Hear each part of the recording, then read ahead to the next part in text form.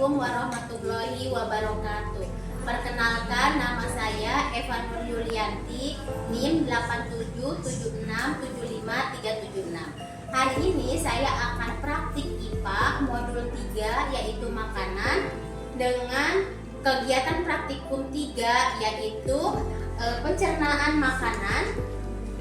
Tujuannya adalah dapat mengurungkan bagian dari sistem pencernaan. Alat dan bahan yang dipersiapkan adalah torso, atau jika tidak ada kita bisa menggunakan gambar dan alat tulis.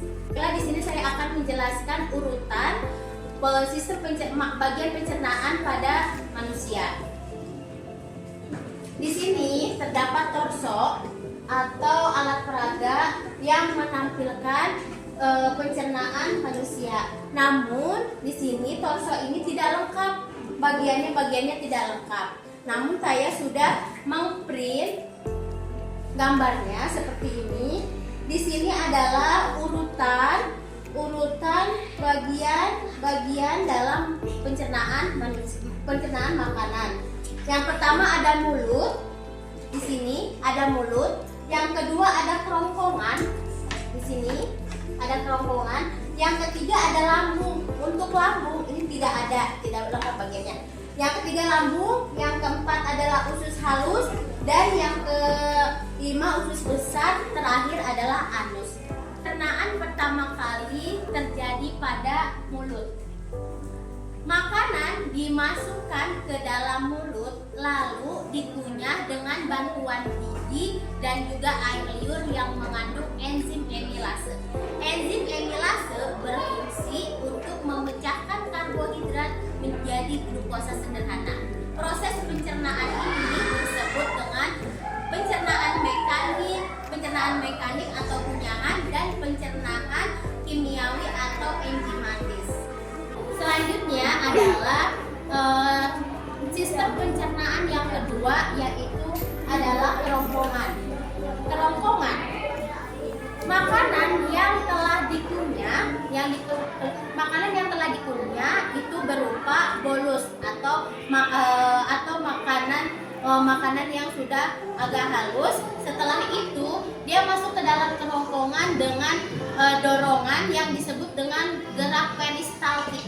Gerak peristaltik ini gerak yang akan mendorong makanan ke dalam lambung. Pada sistem pencernaan yang ini tidak menghasilkan enzim, namun dapat membantu mentransportasi makanan turun ke lambung.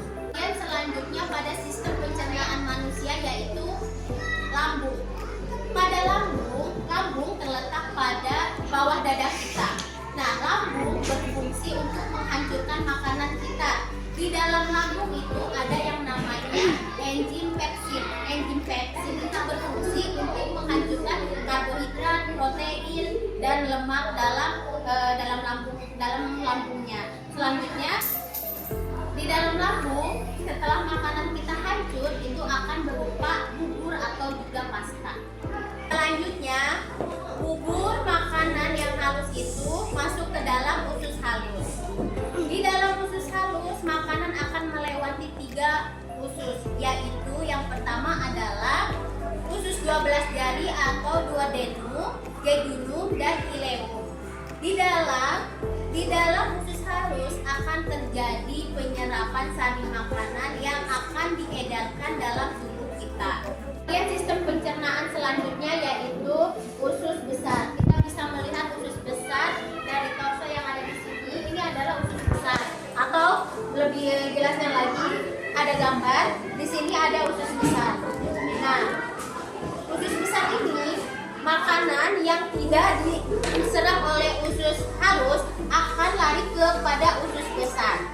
Di sini sebagian besar air akan menyerapnya, lalu akan terjadilah ampas atau sisa makanan yang tidak dapat diolah lagi, dan itu akan berubah menjadi feses atau tinja. Selanjutnya yaitu anus.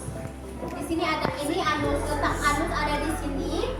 Anus merupakan tempat keluarnya tinja dan merupakan organ terakhir pada sistem pencernaan Di dalam anus terdapat otot yang menahan tinja dari rektum sehingga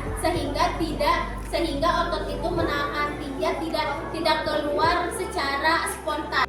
Baiklah, kesimpulan dari praktek ini adalah bahwa sistem pencernaan pada manusia urutannya yang pertama adalah mulut. Makanan masuk ke dalam mulut, dikunyah, lalu akan masuk ke dalam kerongkongan. Setelah dari kerongkongan yaitu ke lambung, masuk ke dalam lambung. Setelah dari lambung akan masuk ke dalam usus halus.